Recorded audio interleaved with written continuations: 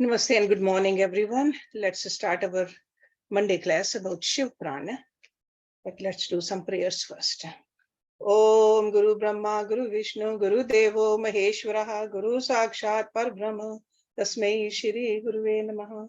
Om Bhur Bhuvaswaha, Tatsavitra Bhargo Devasya Dhimahi, Dhiyo Yo Naha Prachodayat. अस्तो मा सद्गम्य तमसो मा ज्योतिर्गम्य मृत्योर्मा अमृतं गम्य ओम सहना भवतु सहनो भुनक्तु सह वीर्यं करवावहै तेजस्विनावधीतमस्तु मा विद्विषावहै ओम शांति शांति शांति. Let's open our books on page number 818. So this is अध्याय number 38.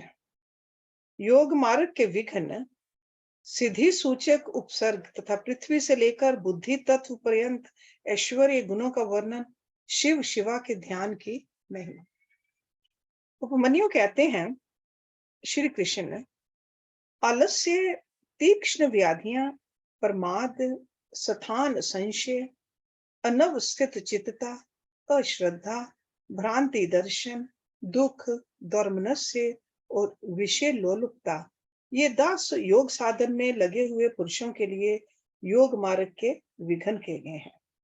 योगियों के शरीर और चित्त में जो अलसता का भाव आता है उसी को आलस्य कहा गया है. वात, पित्त और कफ, इन धातुओं की विषमता से जो दोष उत्पन्न होते हैं उन्हीं को व्याधि कहते हैं. कर्म दोष से इन व्याधियों की उत्पत्ति होती है. असावधानी के कारण योग के साधनों का ना हो पाना प्रमाद है. ये है या नहीं है, इस प्रकार उभय कोटि से आक्रांत हुए ज्ञान का नाम स्थान संशय है. मन का कहीं स्थिर न होना ही अनवस्थित चित्तता, चित्त की अस्थिरता है. योग मार्ग में भाव रहित अनुराग शून्य जो मन की वृत्ति है उसी को अश्रद्धा कहा गया है. विपरीत भावना से युक्त बुद्धि को भ्रांति कहते हैं. दुख कहते हैं कष्ट को. उसके 3 भेद हैं, आध्यात्मिक, आधि भौतिक और आधि दैविक. मनुष्यों के चित्त का जो अज्ञान जनित दुख है उसे आध्यात्मिक दुख समझना चाहिए. पूर्वकृत कर्मों के परिणाम से शरीर में जो रोग आदि उत्पन्न होते हैं उन्हें आदि भौतिक दुख कहा गया है. विद्युतपात, अस्त्र शस्त्र और विष आदि से जो कष्ट प्राप्त होता है उसे आदि दैविक दुख कहते हैं. इच्छा पर आघात पहुंचने से मन में जो क्षोभ होता है उसी का नाम है दौर्मनस्य. विचित्र विषयों में जो सुख का भ्रम है वही विषय लोलुपता है. योग प्रायण योगी के इन विघ्नों के शांत हो जाने पर जो दिव्य उपसर्ग विघ्न प्राप्त होते हैं वे सिद्धि के सूचक हैं. प्रतिभा, श्रवण, वार्ता, दर्शन, आस्वाद और वेदना, ये 6 प्रकार की सिद्धियां ही उपसर्ग कहलाती हैं, जो योग शक्ति के अपव्यय में कारण होती हैं. जो पदार्थ अत्यंत सूक्ष्म हो, किसी की ओट में हो, भूतकाल में रहा हो, बहुत दूर हो अथवा भविष्य में होने वाला हो, उसका ठीक ठीक प्रतिभास ज्ञान हो जाना प्रतिभा कहलाता है. सुनने का प्रयत्न न करने पर भी संपूर्ण शब्दों का सुनाई देना श्रवण कहा गया है. समस्त देहधारियों की बातों को समझ लेना वार्ता है. दिव्य पदार्थों का बिना किसी प्रयत्न के दिखाई देना दर्शन कहा गया है. दिव्य रसों का स्वाद प्राप्त होना आस्वाद कहलाता है. अंतःकरण के द्वारा दिव्य स्पर्शों का तथा ब्रह्मलोक तक के गंध आदि दिव्य भोगों का अनुभव वेदना नाम से विख्यात है. सिद्ध योगी के पास स्वयं ही रतन उपस्थित हो जाते हैं और बहुत सी वस्तुएं प्रदान करते हैं. मुख से इच्छा अनुसार नाना प्रकार की मधुर वाणी निकलती है. सब प्रकार के रसायन और दिव्य औषधियां सिद्ध हो जाती हैं. देवांगनाएं इस योगी को प्रणाम करके मनोवांछित वस्तुएं देती हैं. योग सिद्धि के एक देश का भी साक्षात्कार हो जाए तो मोक्ष में मन लग जाता है. ये मैंने जैसे देखा या अनुभव किया है उसी प्रकार मोक्ष भी हो सकता है. कृष्णता, स्थूलता, बाल्यावस्था, वृद्धावस्था, युवावस्था, नाना जाति का स्वरूप, पृथ्वी, जल, अग्नि और वायु, इन 4 तत्वों के शरीर को धारण करना, नित्य अपार्थिव एवं मनोहर गंध को ग्रहण करना, ये पार्थिव ऐश्वर्य के 8 गुण बताए गए हैं। जल में निवास करना, पृथ्वी पर ही जल का निकल आना, इच्छा करते ही बिना किसी आतुरता के स्वयं समुद्र को भी पी जाने में समर्थ होना, इस संसार में जहां चाहे वहीं जल का दर्शन होना, घड़ा आदि के बिना हाथ में ही जल राशि को धारण करना, जिस विरस वस्तु को भी खाने की इच्छा हो उसका तत्काल सरस हो जाना, जल, तेज और वायु, इन 3 तत्वों के शरीर को धारण करना तथा देह का फोड़े, फुंसी और घाव आदि से रहित होना, पार्थिव ऐश्वर्य के 8 गुणों को मिलाकर ये 16 जलीय ऐश्वर्य के अद्भुत गुण हैं। शरीर से अग्नि को प्रकट करना, अग्नि के ताप से जलने का भय दूर हो जाना, यदि इच्छा हो तो बिना किसी प्रयत्न के इस जगत को जलाकर भस्म कर देने की शक्ति का होना, पानी के ऊपर अग्नि को स्थापित कर देना, हाथ में आग धारण करना, सृष्टि को जलाकर फिर उसे ज्यों का त्यों कर देने की क्षमता का होना, मुख में ही अन्न आदि को पचा लेना तथा तेज और वायु 2 ही तत्वों से शरीर को रच लेना, ये 8 गुण जलीय ऐश्वर्य के उपयुक्त 16 गुणों के साथ 24 होते हैं। ये 24 तेजस ऐश्वर्य के गुण कहे गए हैं। मन के समान वेगशाली होना, प्राणियों के भीतर क्षण भर में प्रवेश कर जाना, बिना प्रयत्न के ही पर्वत आदि के महान भार को उठा लेना, भारी हो जाना, हल्का हो जाना, हाथ में वायु को पकड़ लेना, अंगुली के अगर भाग की चोट से भूमि को भी कंपित कर देना, एकमात्र वायु तत्व से ही शरीर का निर्माण कर लेना, ये 8 गुण तेजस ऐश्वर्य के 24 गुणों के साथ 32 हो जाते हैं। विद्वानों ने वायु संबंधी ऐश्वर्य के ये ही 32 गुण स्वीकार किए हैं। शरीर की छाया का ना होना, इंद्रियों का दिखाई न देना, आकाश में इच्छा अनुसार विचरण करना, इंद्रियों के संपूर्ण विषयों का समन्वय होना, आकाश को लांघना, अपने शरीर में उसका निवेश करना, आकाश को पिंड की भांति ठोस बना देना और निराकार होना, ये 8 गुण अग्नि के 32 गुणों से मिलकर 40 होते हैं। ये 40 ही वायु संबंधी ऐश्वर्य के गुण हैं, यही संपूर्ण इंद्रियों का ऐश्वर्य है, इसी को इंद्र एवं आंबर आकाश संबंधी ऐश्वर्य भी कहते हैं। इच्छा अनुसार सभी वस्तुओं की उपलब्धि, जहां चाहे वहां निकल जाना, सबको अभिभूत कर लेना, संपूर्ण गुह अर्थ का दर्शन होना, कर्म के अनुरूप निर्माण करना, सबको वश में कर लेना, सदा प्रिय वस्तु का ही दर्शन होना और एक ही स्थान से संपूर्ण संसार का दिखाई देना, ये 8 गुण पूर्वोक्त इंद्रिय संबंधी ऐश्वर्य गुणों से मिलकर 48 होते हैं। चांद्रमस ऐश्वर्य इन 48 गुणों से युक्त कहा गया है। ये पहले के ऐश्वर्यों से अधिक गुण वाला है। इसे मानस ऐश्वर्य भी कहते हैं। छेदना, पीटना, बांधना, खोलना, संसार के वश में रहने वाले समस्त प्राणियों को ग्रहण करना, सबको प्रसन्न रखना, पाना, मृत्यु को जीतना तथा काल पर विजय पाना, ये सब अहंकार संबंधी ऐश्वर्य के अंतर्गत है। अहंकारिक ऐश्वर्य को ही प्राजापत्य भी कहते हैं। चांद्रमस ऐश्वर्य के गुणों के साथ इसके 8 गुण मिलकर 56 होते हैं। महान अभिमानिक ऐश्वर्य के ये ही 56 गुण हैं। संकल्प मात्र से सृष्टि रचना करना, पालन करना, संहार करना, सबके ऊपर अपना अधिकार स्थापित करना, प्राणियों के चित्त को प्रेरित करना, सबसे अनुपम होना, इस जगत से पृथक अपने संसार की रचना कर लेना तथा शुभ को अशुभ और अशुभ को शुभ कर देना, ये बौद्ध ऐश्वर्य है। प्राजापत्य ऐश्वर्य के गुणों को मिलाकर इसके 64 गुण होते हैं। इस बौद्ध ऐश्वर्य को ही ब्राह्य ऐश्वर्य भी कहते हैं। इससे उत्कृष्ट है गौण ऐश्वर्य, जिसे प्राकृत भी कहते हैं।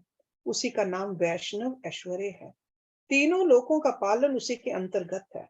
उस संपूर्ण वैष्णव पद को ना तो ब्रह्मा कह सकते हैं और ना दूसरे ही उसका पूर्णतः वर्णन कर सकते हैं।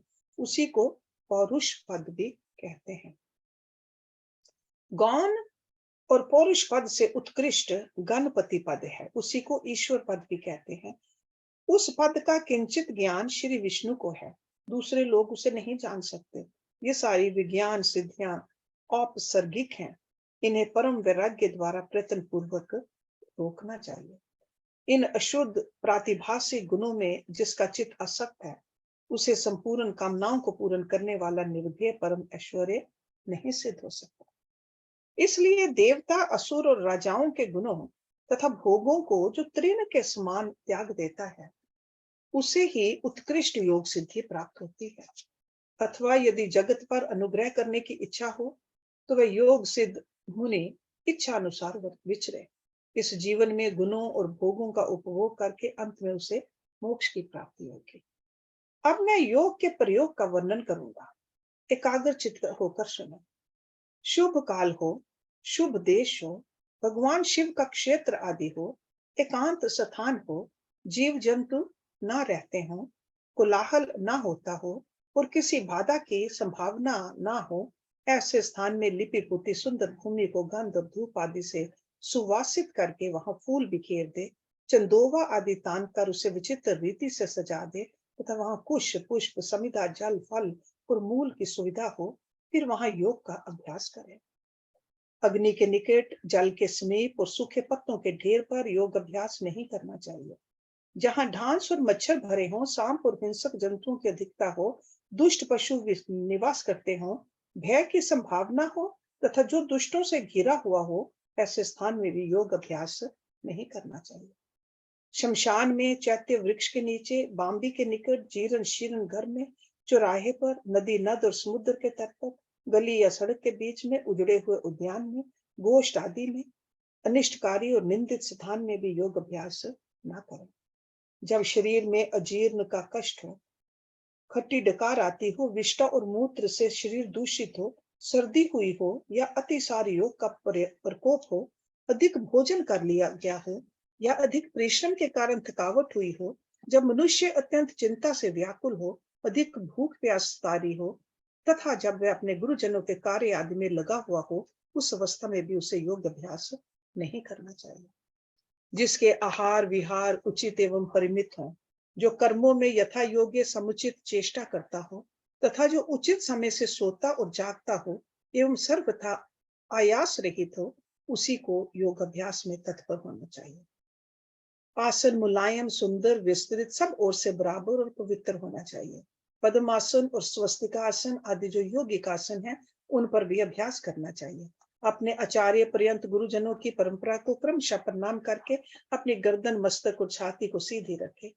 होंठ और नेत्र अधिक सटे हुए ना हो, सिर कुछ कुछ ऊंचा हो, दांतों से दांतों का स्पर्श ना करे, दांतों के अग्र भाग में स्थित हुई जीवा को अविचल भाव से रखते हुए एड़ियों से दोनों अंडकोशों को और प्रजन इंद्रिय की रक्षा पूर्वक दोनों जांघों के ऊपर बिना किसी यत्न के अपनी दोनों भुजाओं को रखे।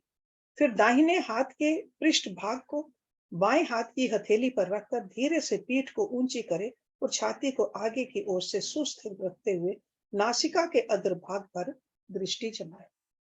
अन्य दिशाओं की ओर दृष्टिपात ना करें। प्राण का संचार रोककर पाषाण के समान निश्चल हो जाए। अपने शरीर के भीतर मानस मंदिर में हृदय कमल के आसन पर पार्वती सहित भगवान शिव का चिंतन करके ध्यान यज्ञ के द्वारा उनका पूजन करें। मूलाधार चक्र में, नासिका के अग्रभाग में, नाभि में, कंठ में, तालु के दोनों छिद्रों में, बाहों के मध्य भाग में, द्वार देश में, ललाट में या मस्तक में शिव का चिंतन करें। शिव और शिव के लिए यथोचित रीति से उत्तम आसन की कल्पना करके वहां सवर्ण या निरावर्ण शिव का स्मरण करें। द्विदल, चतुर्दल, षटदल, दशदल, द्वादश दल अथवा षोडश दल कमल के आसन पर विराजमान शिव का विधिवत स्मरण करना चाहिए। दोनों भवों के मध्य भाग में द्विदल कमल है, जो विद्युत के समान प्रकाशमान है। भ्रू मध्य में स्थित जो कमल है, उसके क्रमशः दक्षिण और उत्तर भाग में दो पत्ते हैं, जो विद्युत के समान दीप्तिमान हैं। उनमें दो अंतिम वर्ण ह और क्ष अंकित हैं। षोडश दल कमल के पत्ते 16 स्वर रूप हैं, जिनमें अ से लेकर आ तक के अक्षर क्रमशः अंकित हैं। ये जो कमल है, उसकी नाल के मूल भाग से 12 दल प्रस्फुटित हुए हैं, जिनमें क से लेकर ठ तक के 12 अक्षर क्रमशः अंकित हैं। सूर्य के समान प्रकाशमान इस कमल के उन 12 दलों का अपने हृदय के भीतर ध्यान करना चाहिए। And I'm sure you're all familiar with all this terminology from our other classes. तत्पश्चात गो दुग्ध के समान उज्जवल कमल के 10 दलों का चिंतन करे। उनमें क्रमशः ड से लेकर फ तक के अक्षर अंकित हैं। इसके बाद नीचे की ओर दल वाले कमल के 6 दल हैं, जिनमें ब से लेकर ल तक के अक्षर अंकित हैं। इस कमल की कांति धूम रहित अंगार के समान है। मूलाधार में स्थित जो कमल है उसकी कांति स्वर्ण के समान है। उसमें क्रमशः व से लेकर स तक के 4 अक्षर 4 दलों के रूप में स्थित हैं। इन कमलों में से जिसमें भी अपना मन रमे, उसी में महादेव और महादेवी का अपनी धीर बुद्धि से चिंतन करें। उनका स्वरूप अंगूठे के समान निर्मल और सब ओर से दीप्तिमान है, अथवा वे शुद्ध दीप शिखा के समान आकार वाला है और अपनी शक्ति से पूर्णतः मंडित है, अथवा चंद्रलेखा या तारा के समान रूप वाला है, अथवा वह निवार के सिंक या कमल नाल से निकलने वाले सूत के समान है। कदम्ब के गोलक या ओस के कण से भी उसकी उपमा दी जा सकती है। वह रूप पृथ्वी आदि तत्वों पर विजय प्राप्त करने वाला है। ध्यान करने वाला पुरुष जिस तत्व पर विजय पाने की इच्छा रखता हो, उसी तत्व के अधिपति की स्थूल मूर्ति का चिंतन करे। ब्रह्मा से लेकर सदा शिव पर्यंत तथा भव आदि 8 मूर्तियां ही शिव शास्त्र में शिव की स्थूल मूर्तियां निश्चित की गई हैं। मुनीश्वरों ने उन्हें घोर, शांत और मिश्र 3 प्रकार की बताया है। फल की आशा न रखने वाले ध्यान कुशल पुरुषों को इनका चिंतन करना चाहिए।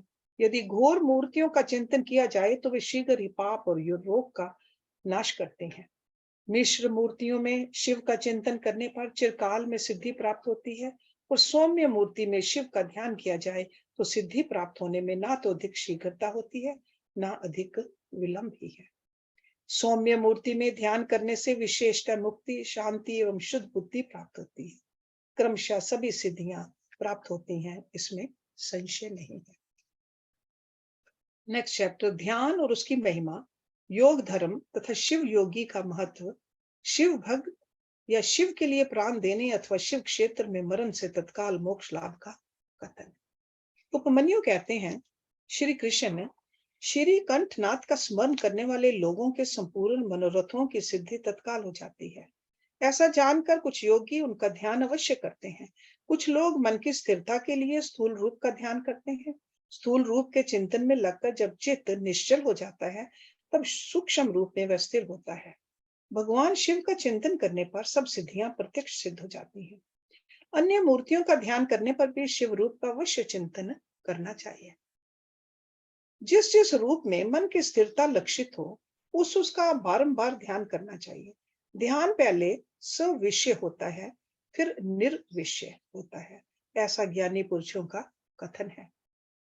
इस विषय में कुछ सत्पुरुषों का मत है कि कोई भी ध्यान निर्विषय होता ही नहीं, बुद्धि की ही कोई प्रवाह रूपा संतति ध्यान कहलाती है।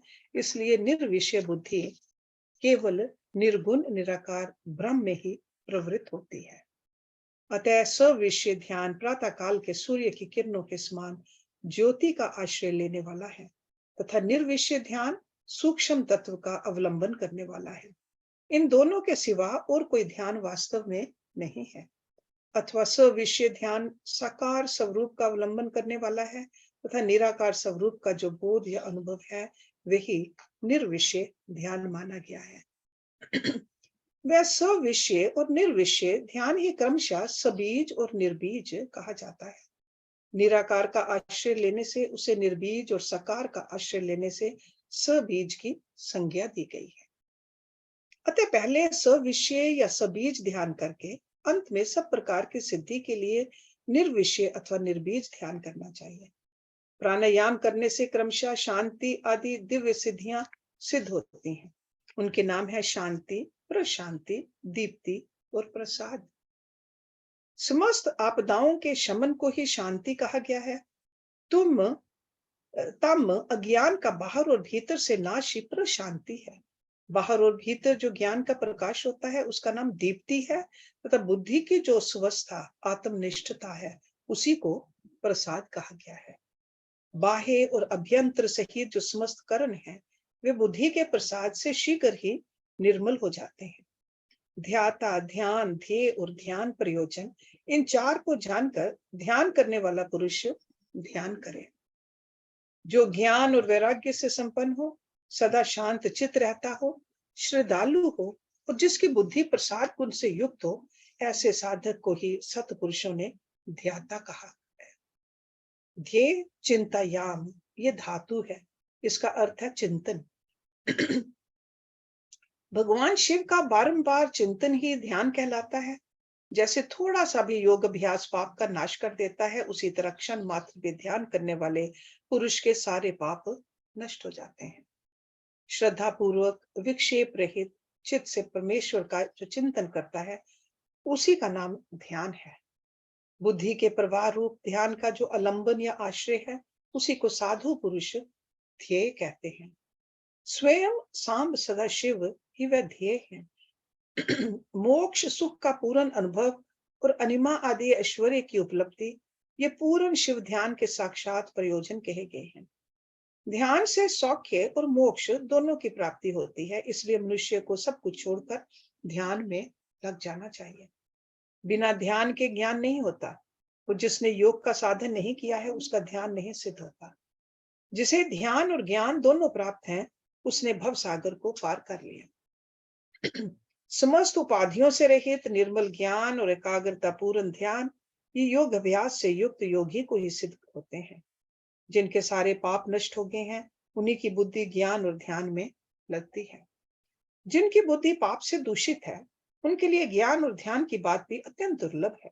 जैसे प्रज्वलित हुई आग सूखी और गीली लकड़ी को भी जला देती है, उसी प्रकार ध्यान अग्नि शुभ और अशुभ कर्म को भी क्षण भर में दग्ध कर देती है। जैसे बहुत छोटा दीपक भी महान अंधकार का नाश कर लेता है, इसी तरह थोड़ा सा योग अभ्यास भी महान पाप का विनाश कर डालता है।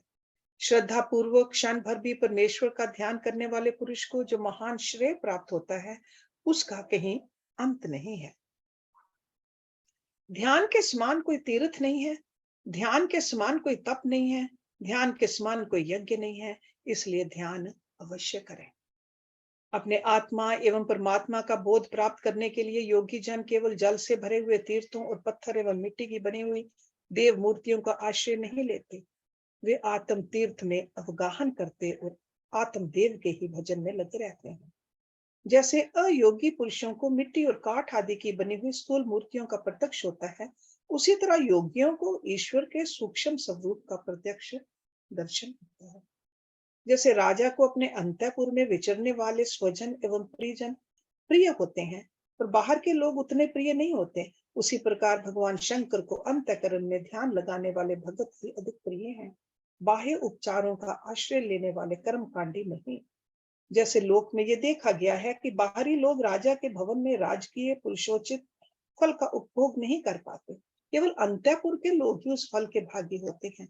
उसी प्रकार यहाँ बाह्य कर्मी पुरुष उस फल को नहीं पाते, जो ध्यान योगियों को सुलभ होता है।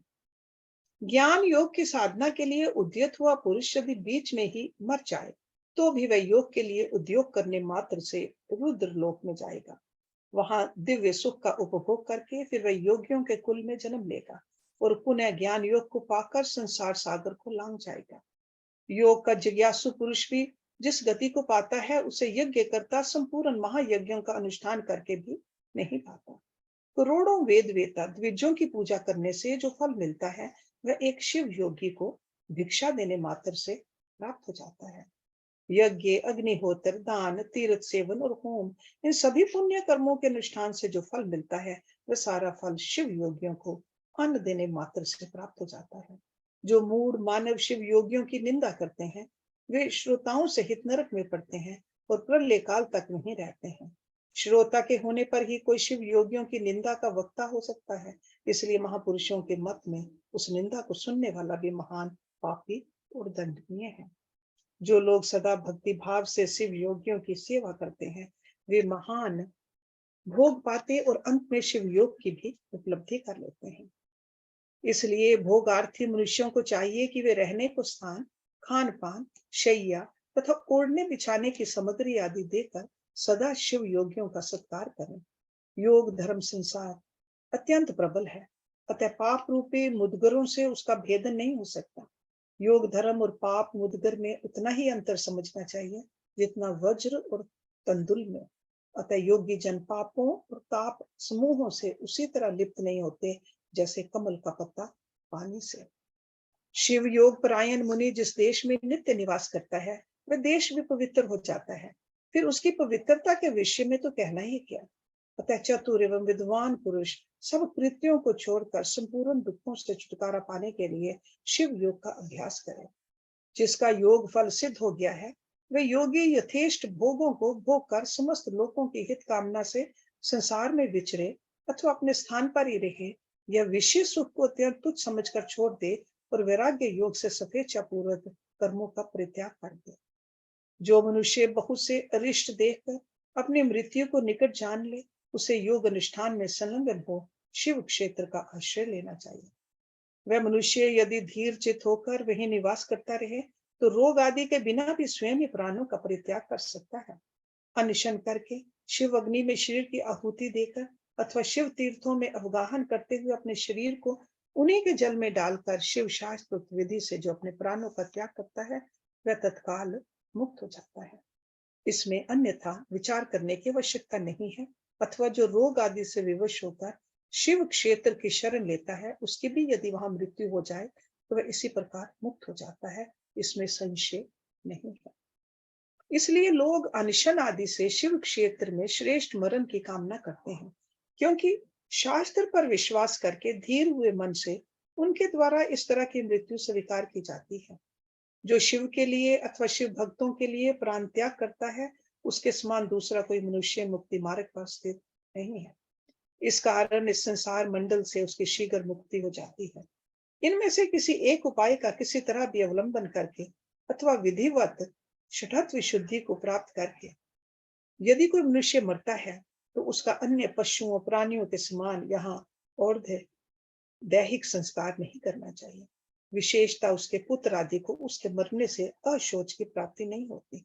ऐसे पुरुष के मृत शरीर को धरती में गाड़ दे या पवित्र अग्नि से जला दे या शिव स्वरूप जल में डाल दे अथवा काठ या मिट्टी के ढेले की भांति कहीं भी फेंक दे, सब उसके लिए बराबर है।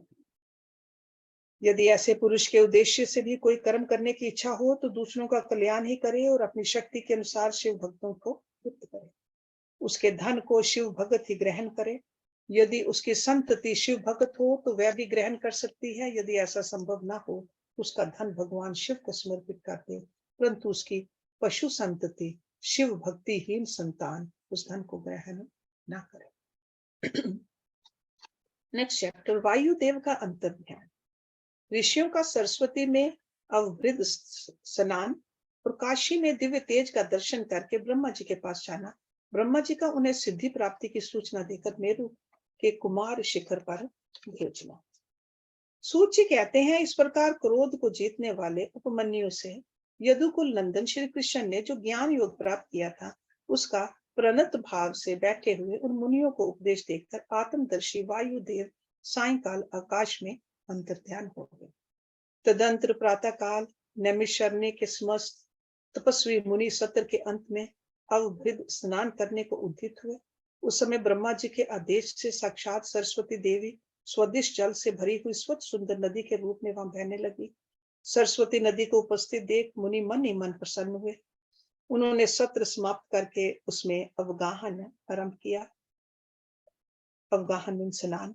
उस नदी के मंगल में जल से देवता आदि का तर्पण करके पूर्व वृतांत का स्मरण करते हुए सब के सब वाराणसीपुरी की ओर चल दिए। उस समय हिमालय के चरणों से निकलकर दक्षिण की ओर बहने वाली भागीरथी का दर्शन करके उन ऋषियों ने उसमें स्नान किया और भागीरथी के ही किनारे का मार्ग पकड़कर वे आगे बढ़े। तदंतर वाराणसी में पहुंचकर उन सबको बड़ी प्रसन्नता हुई। वहां उत्तर वाहिनी गंगा में स्नान करके उन्होंने अविमुक्तेश्वर लिंग का दर्शन और विधि पूर्वक पूजन किया। पूजन करके जब वे चलने को उद्यत हुए, तब उन्होंने आकाश में एक दिव्य और परम अद्भुत प्रकाशमान तेज देखा, जो करोड़ों सूर्यों के समान जान पड़ता था। उसने अपनी प्रभा के प्रसार से संपूर्ण दिगंत को व्याप्त कर लिया था। तदंतर जिन्होंने अपने शरीर में भस्म लगा रखा था, वे सैकड़ों सिद्ध पाशुपत मुनि निकट जाकर उस तेज में लीन हो गए। उन तपस्वी महात्माओं के इस प्रकार लीन हो जाने पर वह तेज तत्काल अदृश्य हो गया। वह एक अद्भुत सी घटना घटित हुई। उस महान आश्चर्य को देखकर वे नैमिषारण्य के निवासी महर्षि, ये क्या है, इस बात को न जानते हुए ब्रह्म वन को चले गए। इनके जाने से पहले ही लोग पावन पवन देव वहां जा पहुंचे। उन्होंने नमिषारण्यवासी ऋषियों का जिस प्रकार साक्षात्कार हुआ, जिस तरह उनसे उनकी बातचीत हुई, उन ऋषियों की शुद्ध बुद्धि जिस प्रकार पार्षदों सहित शाम सदाशिव में लगी थी, वो जिस प्रकार उन यज्ञ प्रायण ऋषियों का वह दीर्घकालिक यज्ञ पूरा हुआ था, ये सारी बातें जगत सृष्टा ब्रह्मयो ने ब्रह्मा जी को बताई। फिर अपने कार्य के लिए उनसे आज्ञा ले वे अपने नगर को चले गए। तदंतर अपने स्थान पर बैठे हुए ब्रह्मा जी गान की कला में परस्पर स्पर्धा रखने और विवाद करने वाले तुम्बरू और नारद के गान जनित रस का आस्वादन करते हुए वहां मध्यस्थता करने लगे। उस समय वे गंधर्वों और अप्सराओं से सेवित हो सुखपूर्वक बैठे थे। उस वेला में किसी बाहरी व्यक्ति को वहां आने का अवसर नहीं दिया जाता था।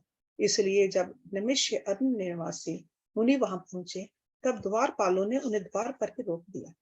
वे मुनि ब्रह्म भवन से बाहर ही पार्श्व भाग में बैठ के इधर संगीत गोष्ठी में नारद ने तुम्बरू की समानता प्राप्त की। तब परम निष्ठि ब्रह्मा ने उन्हें तुम्बरू के साथ रहने की आज्ञा दी और वे पारस्परिक स्पर्धा को त्याग कर तुम्बरू के परम मित्र हो गए। तत्पश्चात गंधर्वों और अप्सराओं से घिरे हुए नारद नकुलेश्वर महादेव को वीणा गान सुनाकर संतुष्ट करने के लिए तुम्बरू के साथ ब्रह्म भवन से उसी प्रकार निकले जैसे मेघों की घटा से सूर्य देव बाहर निकलते हैं। उस समय मुनि व नारद को देखकर उन 6 कुलों में उत्पन्न हुए ऋषियों ने प्रणाम किया और बड़े आदर के साथ ब्रह्मा जी से मिलने का अवसर पूछा।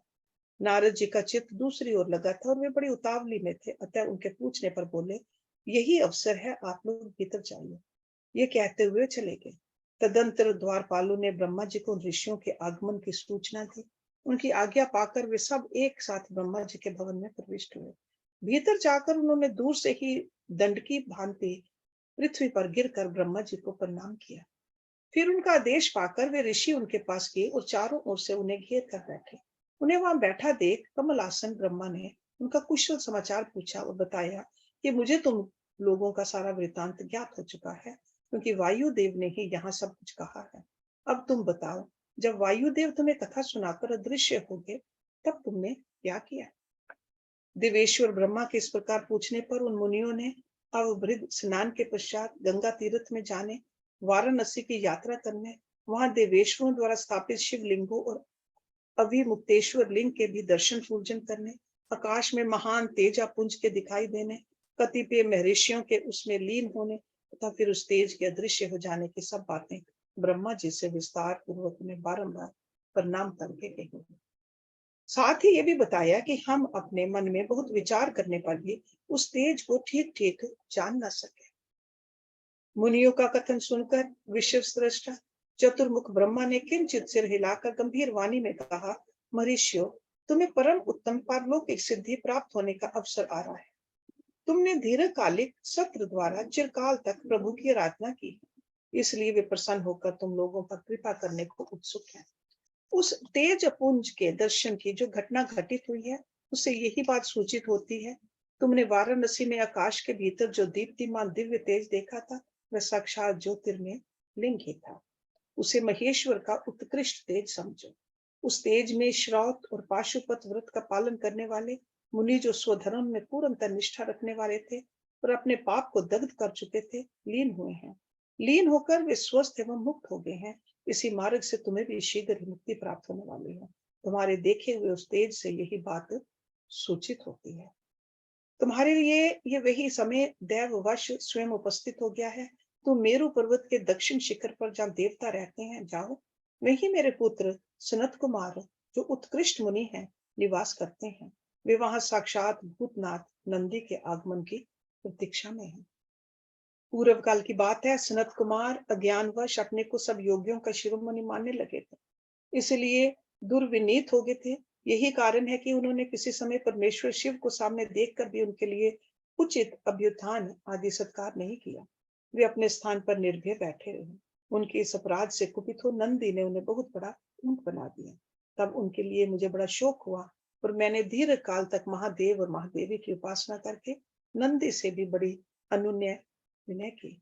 इस प्रकार प्रयत्न करके किसी तरह उनको ऊंट की योनि से छुटकारा दिलाया और उन्हें पूर्ववत सनत कुमार रूप की प्राप्ति कराई। उस समय महादेव जी ने मुस्कुराते हुए से अपने गण अध्यक्ष नंदी से कहा, अनघ, सनत कुमार मुनि ने मेरी ही अवहेलना करके अपना वैसा अहंकार प्रकट किया था, अतः तुम ही उनको मेरे यथार्थ स्वरूप का उपदेश दो। ब्रह्मा का ज्येष्ठ पुत्र मूड की भांति मेरा स्मरण कर रहा है, अतः मैंने ही उनको तुम्हें शिष्य के रूप में दिया है। तुमसे उपदेश पाकर वे मेरे ज्ञान का प्रवर्तक होगा और वही तुम्हारा धर्म अध्यक्ष के पद पर अभिषेक करेगा। महादेव जी के ऐसा कहने पर समस्त भूत गणों के अध्यक्ष नंदी ने प्रातःकाल मस्तक झुकाकर स्वामी की वह आज्ञा शिरोधार्य की, तथा सनत कुमार भी मेरी आज्ञा से इस गण राज नंदी को प्रसन्न करने के लिए मेरू पर दुष्कर तपस्या कर रहे हैं। गण अध्यक्ष नंदी के समागम से पहले ही तुम लोग सनत कुमार से मिलो, क्योंकि उन पर कृपा करने के लिए नंदी शीघ्र ही वहां आएंगे। विश्व योनि ब्रह्मा के इस प्रकार शीघ्र आदेश देकर भेजने पर वे मुनि मेरु पर्वत के दक्षिणवर्ती कुमार शिखर पर गए। मेरुगिरी के स्कंद सरोवर के तट पर मुनियों का सनत कुमार जी से मिलना, भगवान नंदी का वहां आना और दृष्टि पात मात्र से पाश छेदन एवं ज्ञान योग का उपदेश करके चले जाना, शिव पुराण की महिमा तथा ग्रंथ का उपसंहार। सूत जी कहते हैं, वहां मेरु पर्वत पर सागर के समान एक विशाल सरोवर है, जिसका नाम स्कंद सर है। उसका जल अमृत के समान स्वादिष्ट, शीतल, स्वच्छ, अगाध और हल्का है। वह सरोवर सब ओर से स्फटिक मणि के शिलाखंडों द्वारा संगठित हुआ है।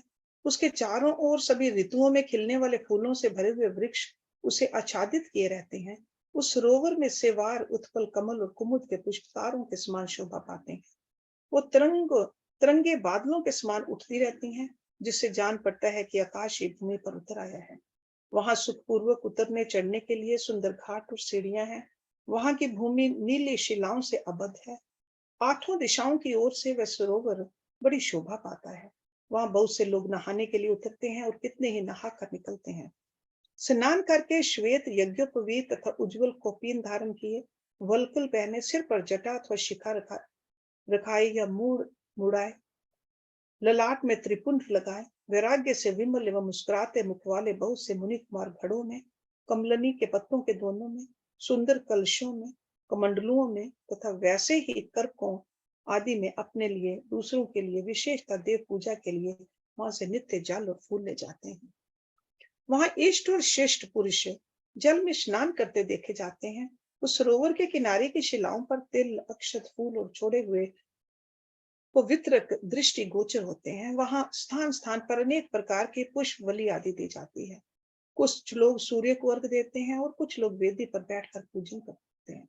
उस सरोवर के उत्तर तट पर एक कल्प वृक्ष के नीचे हीरे की शिला से बना हुआ वेदी पर कोमल मृग चरण बिछाकर सदा बाल रूपधारी सनत कुमार जी बैठे थे। वे अपनी अविचल समाधि से उसी समय उपरत हुए थे। उस समय बहुत से ऋषि मुनि उनकी सेवा में बैठे थे और योगीश्वर भी उनकी पूजा करते थे। नैमिषारण्य के मुनियों ने वहां सनत कुमार जी का दर्शन किया, उनके चरणों में मस्तक झुकाया और उनके आसपास बैठ गए। सनत कुमार जी ने के पूछने पर उन ऋषियों ने उनसे जो ही अपने आगमन का कारण बताना आरंभ किया, त्यों ही आकाश में दुंदुभियों का तुमुल नाद सुनाई दिया। उस समय सूर्य के समान तेजस्वी एक विमान दृष्टि गोचर हुआ, जो असंख्य गणेशों द्वारा चारों ओरों से घिरा हुआ था। उसमें अप्सराएं तथा रुद्र कन्याएं भी थी। वहां मृदंग, ढोल और वीणा की ध्वनि गूंज रही थी। उस विमान में विचित्र रत्न जटित चंदोवा तना था और मोतियों की लड़ियां उसकी शोभा बढ़ा रही थी। बहुत से मुनि, सिद्ध, गंधर्व, यक्ष, चारण और किन्नर नाचते गाते और बाजे बजाते हुए उस विमान को सब ओर से घेर कर चल रहे थे। उसमें वृषभ चिन्ह से युक्त और मूंगे के दंड से विभूषित ध्वजा पताका फहरा रही थी, जो उसके गोपुर की शोभा बढ़ाती थी। उस विमान के मध्य भाग में दो चमरों के बीच चंद्रमा के समान उज्जवल मणि में दंड वाले शुद्ध छत्र के नीचे दिव्य सिंहासन पर शिलाद पुत्र नंदी देवी सुयशा के साथ बैठे थे। वे अपनी कांति से, शरीर से तथा तीनों नेत्रों से भी शोभा पा रहे थे। भगवान शंकर को अवश्य कार्यों की सूचना देने वाले वे नंदी मानो जगत सृष्टा शिव के अलंघनीय आदेश का मूर्तिमान स्वरूप होकर वहां आए थे। अथवा उनके रूप में मानो साक्षात शंभु का संपूर्ण अनुग्रह ही साकार रूप धारण करके वहां सबके सामने उपस्थित हुआ था। शोभाशाली श्रेष्ठ त्रिशूल ही उनका आयुध है।